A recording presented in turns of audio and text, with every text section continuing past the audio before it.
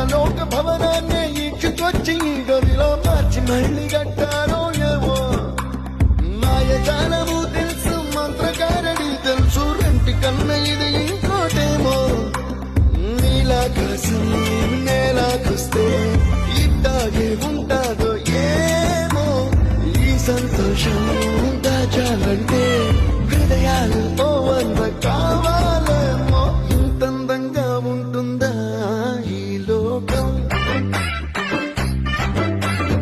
ఇన్నాళ్ళు ఈ మనసుకి తెలియాలేదే పాపం